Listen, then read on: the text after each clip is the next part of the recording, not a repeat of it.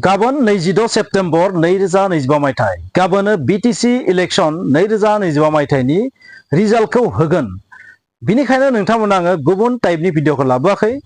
जाबादि लेह लाद्दाखआव जि जाथाय जादों बेफोरनि सायावबो नोंथांमोना गोबां बाथ्रा बुंनो हागौमोन, नाथाय बैफोर भिडिअखौ आं लाबोआखैसै। मानोना इलेक्शननि रिजाल्ट होनो थांगासिनो दङ, बेनिखायनो पलिटिक्सजों रिलेटेड बाथ्राखौ आं गाबोनहालागै नोंथांमोननो बुंगोन, सरकार दानायालागै नोंथांमोनजों सावरायगोन। बे साननैसोआव नोंथांमोना आंनिफ्राय साइन्स टेक्नोलॉजी आरो गुबुन टाइपनि भिडिअ नुनो मोननाय नङा। आशा खालामबाय नोंथांमोना बे भिडिअखौ माबा मोनसे बुजिना मोनगोन आरो नायनायनि उनाव, बा माबा मोनसे साननानै एक्सेप्ट खालामगोन जे बे रोखोमनि भिडिअखौ मानो लाबोदों, गुबुन रोखोमनि भिडिअखौ मानो लाबोआखै। बेबायदि नोंथांमोना साननो गोनांथि गैया। नोंथांमोना आं लाबोगोन, नाथाय रिजाल्टआथ' होथारगोन ना, बेनिखायनो नोंथांमोना आङो बे भिडिअखौनो बे साननैसोआव लाबोबाय थागोन। बाथ्राया जाहैबाय गाबोन रिजाल्ट होगोन, सोरनि सरकार दागोन, सोर बांसिन मोनगोन, देरहागोन, सोर एबसोल्युट मेजरिटी मोनगोन ना एबसोल्युट मेजरिटी मोननाय नङा। नोंथांमोना थांनाय समफोराव बे सानसे साननैयाव जाबायदि एग्जिट पोल नुदों, बे एग्जिट पोलखौ नुनानै मा आइडिया क्रिएट खालामदों बेखौथ' आं मिथिया, नाथाय आंनि आइडिया बादिबा एग्जिट पोलाव नुनाय बादिब्ला माने रावबो मेजरिटी मोननाय नङा बादि नांदों। बोरैबा मोननोबो हागौ, नाथाय मोनगोन बायदि नाङाखै। आरो एग्जिट पोलखौ नायनानै जोङो अपिनियन पोलखौ नायनानै बुंनो हाया जे सोर बांसिन मोनगोन। गाबोन फुंनि 8टासोनिफ्राय थारैनो जायफोरनि बिखाया गुरलुब जाबाय थादों नोंथांमोना रिजाल्टखौ मोनगोन। जोंथ' माहाय जेबो गैया। जाय फैबाबो बर' जातिनि मोजां खामानि मावनांगौ बेखौल' हास्थायो। आंनिया एकदम फ्रि फ्रेंक माइन्डआ बेनो, जाय देरहाया मानो बर' जातिनि खामानि मावनांगौ, आरो जाय फैया मानो BTR बे गोरोबथानि माखासे सुक्ति दफाफोरखौ मावफुंनांगौ। जाय फैया मानो सरकाराव बेहाय माने UPPL BPF नि खोथा गैया, BJP नि खोथा गैया, नाथाय बेखौ मावनांगौ। मावगोन मावा बेखौथ' बुंनो हाया, नाथाय मावनांगौ आं रिक्वेस्ट खालामनो हायो, बुंनो हायो जों मानसि हिसाबै। जियानो जाया मानो गाबोन सोर देरहागोन, सोर बेसेबां मोनगोन, एग्जिट पोला जाबायदि बुंदों मा बेबायदि जामारगोन। एग्जिट पोलाथ' गुबुन गुबुननिया गुबुन गुबुन, बेनिखायनो बेखौ जोङो एसेबां भेलिड होनना सानजाला। नाथाय नोंथांमोननि आइडिया मा? आंनि आइडियाजोंथ' आं जेबो आइडिया खालामनो हायाखै। आंनि आइडिया जेबो आइडिया खालामनो हायाखै। माने गोबां मानसियानो बुङो मा BPF आ देरहागोन, गोबां मानसियानो बुङो मा खम नङा आरो UPPL आ सरकारखौ बानायथारगोन, एबसोल्युट मेजरिटी मोनगोन, बायदिसिना बुंगासिनो थादों। नाथाय बे माने साननायसो, मोनसे आइडियासो। माने समान समान सापर्टआथ' दङ, आगोलनि बादिनो दङ, बेबायदि नांदों। नाथाय थेवब्लाबो जोङो मोनसे बाथ्राखौ बेवहाय साननो हायो मा, जि BTR गोजोन गोरोबथा, बे गोरोबथाखौ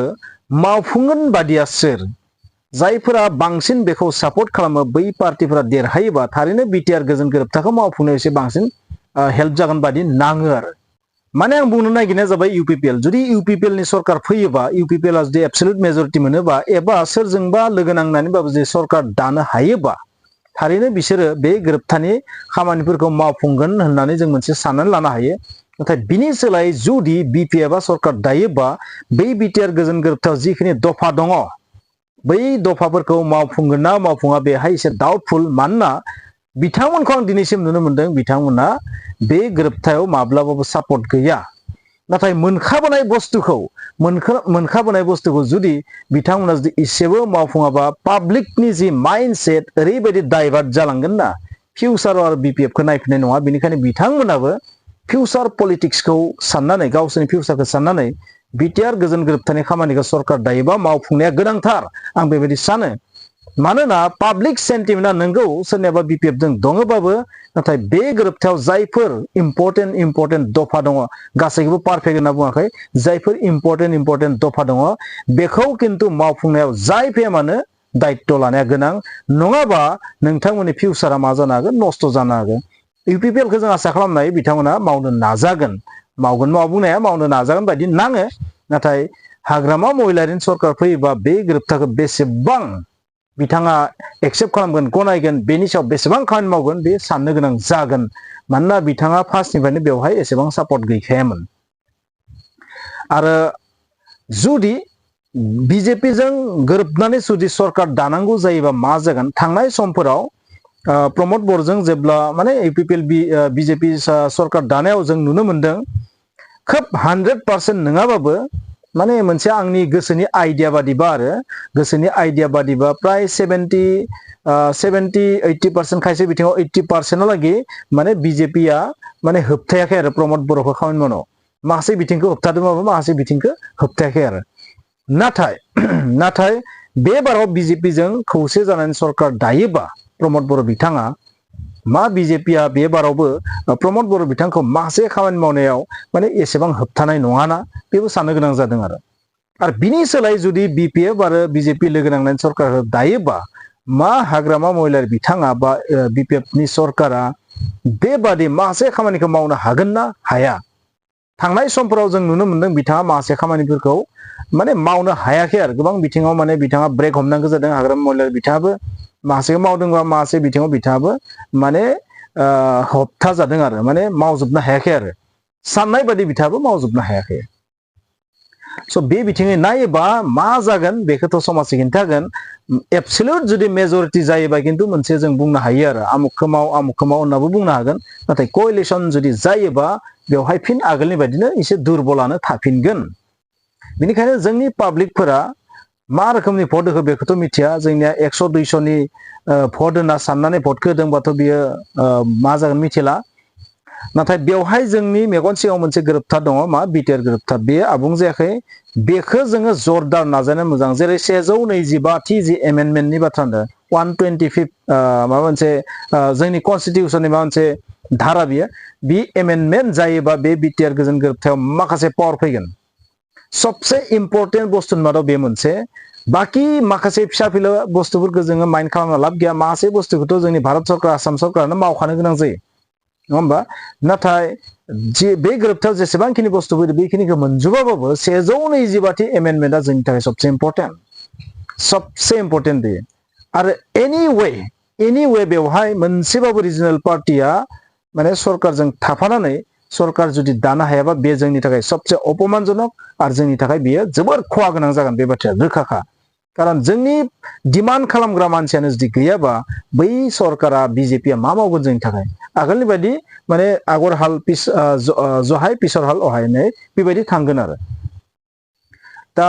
आं जेबो आइडिया खालामनो हायाखै जे सोरनि सरकार फैगोन कोएलिशन जागोन ना एबसोलुट मेजरिटि मोनगोन बेखौथ' जेबो आइडिया खालामनो हायाखै नोंथांमोनासो गोबां बुंगासिनो थादों माखासेया कमेन्ट लिरदों माने बीपीएफनि सरकार फैगोन माखासेया बुंदों यूपीपीएलनि सरकार फैगोन माने रावनियाबो गोरोबखाया आरो सोरबा 28 मोनगोन होनना बुङो बीपीएफखौ सोरबा यूपीपीएलखौ 22टा मोनगोन होनना बुङो स' रावनियाबो माने एक्जाक्ट नङा आरो बिराद गोनो गोथो थारमाने रिजाल्टआबो बहुत बेबायदिनो जागोन आरो जोंनि मानसिफोरनि साननाय हनाया ओरैबायदि माने गोनो गोथो कनफिउजन ओरैबायदि मोनसे कनफिउजनाव दङ जोंनि मानसिफोरनि साननाया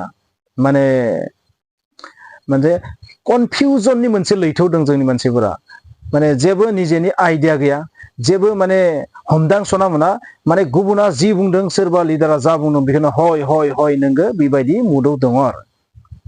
दा इलेक्शन थांखांनायखाय आं नोंथांनो बुंदों बाथ्राखौ जे जोंनि मानसिफोरा ओरैबायदि मोनसे कनफिउजननि थासारियाव दङ जे सोरो जोंनि थाखाय दिनैनि थासारियाव गोनांथार बे बाथ्राखौ जोंनिया बुजिनायाव बहुत फेलें आरो जोंनि मानसिफोरा बहुत फेलें माने बुजिनो हायाखै जोङो 100-200निल' मानसि जाना दङ जों माखासे मानसिफोराथ' 10,000 5,000 6,000 मोनबानो माइन्डआ गिदिङो देट मिन्स जोंनि मानसिफोरा रांजों बायजानाय मोनसे थासारियाव दङ दाबो दानि जुगावबो जुदि रांजों बायजानाय थासारियाव थायोबा बे मोनसे जातिनि थाखाय अपमानजनक 5,000 नोंथाङा खै बोसोर थांनानै थागोन मा खालामगोन मा मावद्लाबगोन बेजों आरो माखासे मानसियाथ' थाइसे मोना 100-200 500 बा बथलसे मोनबानो बा अमा बेदर 5 किल' मोनजाबानो माने माइन्डआ गिदिङो बेबायदि मुडआव दंजोबो आरो बेनिखायनो नेक्स्ट जि इलेक्शन फैनो थांगासिनो दङ 2026 मायथाइयाव बेवहाय जोंनि बेसेन गोसा भटखौ जोंनि हारिनि लाब जानाय बायदि होनाया दरकार बेयावथ' जि जाबाय जों गाबोननो नुसिगोन गाबोन जेब्ला रिजाल्ट फैगोन अब्ला नोंथांमोना आङो आसलि बाथ्राफोरखौ बुंगोन जे जोंनि मानसिफोरनि जि माइन्डसेट बे माबायदि जानानै दं बेखौ आं नोंथांमोननो खिन्थागोन दिनै आं खिन्थाला नोंथांमोननो कारण गाबोन रिजाल्ट मोनबासो मिथिगोनथ' आसलि माइन्डसेटखौ दा आं बुङोबा बियो माने बांद्राय बुंनाय जागोन एडभान्स जाद्रायगोन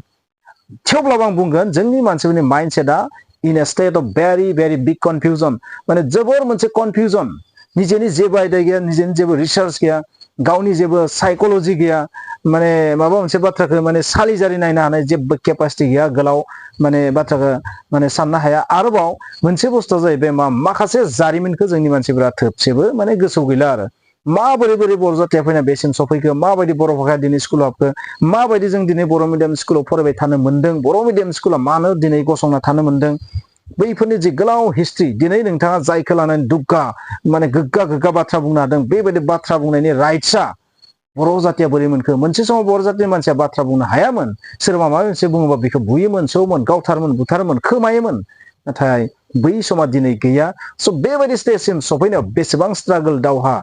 लैथो बारनांगौ जादों बैफोरखौ गासैखौबो बावगारजोब्बायब्ला जोंना बावगारजोबनानै मोनसे सान्ति अबस्थायाव फैनायखाय माने दुगा जाबाय सान्तियाव गेदेर गेदेर डायलग मारिनो हाबाय नाथाय मोनसे समाव माने बाथ्रा बुंनो थाखाय बहुत साहस नांगौमोन बै समाव बयबो खुगाखौ अरथेनानै दोङोमोन सब्ला जेब्ला सान्ति काला फैबाय सान्ति काल फैनायनि उनाव सबबो बाथ्रा बुंग्रा जाबाय गेदेर गेदेर बाथ्रा बुङो नाथाय जाय बाथ्राया जेबो ओंथि गैया रज'आ जेबो भेलिड नङा जाय माने जेबो कुनु रोदाजों जेबो जइन गैया बेखौ नुनो मोनदों स' बेबादिनो माइन्डसेटआ जुदि थाबाय थायोबा जोंनि जातिया अरायबो खहा जाबाय थागोन बेनिखायनो गाबोननि रिजाल्टआव जुदि आखान्थिथाम जुदि महर जायोबा आं बेखौनो बुंगोन जुदि समान समान टाइपनि जुदि मोनबा आं बेखौनो बुंगोन जोंनि मानसिफोरा दाबो जाम्बायैनो दं गोबां मानसियानो बुङो बर'फोराबो गोरों जाबाय आजिखालि सबबो बुजिनाय जाबाय आजिखालि रावखौबो थगायनो हाला नाथाय आं बुंगोन दाबो जोंनि मानसिफोरा एकदम थगाय जानायावनो दङ दाबो जोंनि मानसिफोरा जाम्बा जाम्बियावनो दङ दाबो जोंनि मानसिफोरा माने जाति होननाय बुस्थुखौ जाबायदि मोजां मोनोमोन मोनसे समाव बै मोजां मोननाय बुस्थुआ जाबायदि गोमालांदों गेजेराव बै गोमालांनाय अबस्थायाव दं फैफिनाखै माने जातिनि जि सेन्टिमेन्ट माने मासे मानसिनि जि जातिनि सेन्टिमेन्ट बै बुस्थुआ माने गोमालांदों आरो मोनसे समाव आरो बै गोमालांनाया दाबो दोङो कन्टिनिउ जानानै दङ आरो बेखौ आं बुजिगोन आरो मानोना जुदि सेन्टिमेन्ट दोङोबा नोङो मोननै मोनथाम पार्टि दङ बबेबा मोनसेयाल'सो एबसुलुट मेजरिटि मोननांगोन ना आरो बेबायदि जायाबा जों 13 लाख 15 लाखनि पपुलेसनाव जुदि मोननै पार्टिनो मोननै मोनथाम पार्टिनो जुदि रानजोबनानै भट होयोबा जोंथ' मुर्खआनो ना नङा होमबा खारन 13-15 लाखनि मानसिफोरा माखौ लानानै एसेबां दुगा मोनथाम पार्टि लानानै दुगा माखौ लाना दुगा बेनिखायनो आं नोंथांमोननो बुंगोन गाबोननि रिजाल्टआ थारैनो जोंनि हारिनि जि माने डाइरेक्सन बे माजों थांदों बेखौ आं नोंथांमोननो आंनि गोसोनि थ्रुयै बुंनो नाजागोन गोरोन्थिबो जानो हागौ थेवब्लाबो नोंथांमोना बे भिडिअखौ नायनानै मा बुजिखो कमेन्ट्सआव लिरबानो जाबाय आं नोंथांमोननि कमेन्ट्सखौ थारैनो नायगोन